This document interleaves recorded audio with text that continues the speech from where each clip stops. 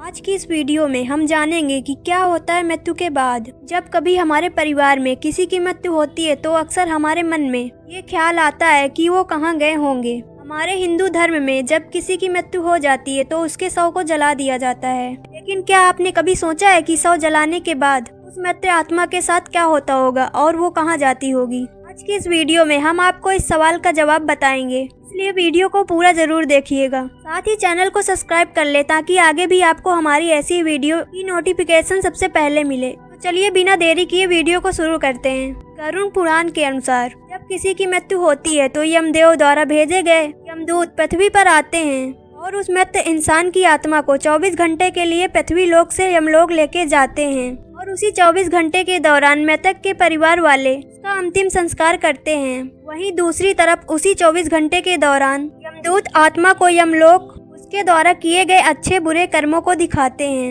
ये कर्मों का लेखा जोखा करने के बाद यमदूत उसे वापस उसके परिजनों के बीच छोड़ जाते हैं। उसके बाद 13 दिनों तक आत्मा अपने परिवार के बीच ही रहती है और सब कुछ सुन व देख सकती है और परिवार वालों को दुखी देखकर उससे बात करने की कोशिश करती है, मगर उसकी आवाज कोई भी सुन नहीं पाता, ना ही उसे देख सकता है। तेरहवीं खत्म होते ही यमदूत वापस उस आत्मा को लेके आ जाते हैं और उस आत्मा को वापस यमलोक ले जाते। यमलोक के रास्ते में आत्मा को 3 अलग अलग मार्ग दिखाए जाते हैं। अब उस आत्मा को किस मार्ग पर जाना है ये उसके द्वारा किए गए कर्मों पर निर्धारित होता है।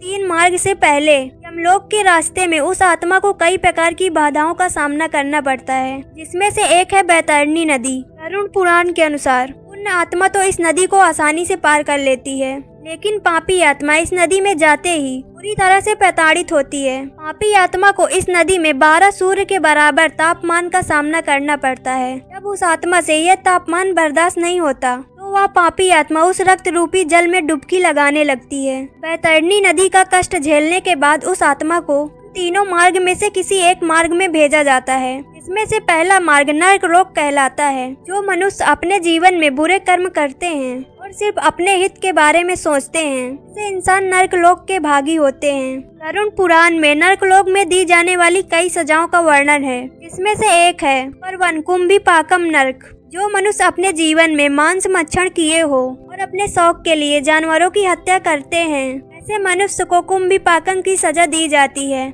सजा में उस पापी आत्मा को खौलते हुए तेल में उबाला जाता है। नंबर 2 अंधत मिश्र नरक। यह सजा ऐसे पति पत्नियों के लिए है जो अपने साथी को केवल लाभ व उपयोग की वस्तु समझते हैं। इस सजा के दौरान ऐसे व्यक्तियों की आत्मा को गर्म डंडे से मारा जाता है। नंबर 3 तमिश्रम नरक। जो लोग दूसरों की संपत्ति हड़पते हैं, इससे इंसान इस तमिश्रम नरक को भोगते हैं। इस सजा के दौरान ऐसी आत्मा को तब तक मारा जाता है जब तक कि वो बेहोश न हो जाए। दोबारा होश आने पर फिर उन्हें वैसे ही मारा जाता है। यह सिलसिला सजा का समय समाप्त होने तक चलता ही रहता है। दूसरा मार्ग होता है धूम्र मार्ग, जिसे पितृलोक का मार्ग भी कहा जाता है। ऐसे व्यक्ति जिनके कर्म न स्वर्गलोक जाने योग्य होते हैं और न ही नरक, तो इस पितृलोक मार्ग में भेजे जाते हैं, जिनका दोबारा से जन्म होता है। अगला मार्ग है आर्ची मार्ग, यानी कि स्वर्गलोक की यात्रा। जो लोग अपने जीवन में अच्छे कर्म करते हैं, दूसरों की भलाई सोचते हैं, भक्ति भाव में लीन रहते हैं, उन्हें स्वर्गलोक मिलता है।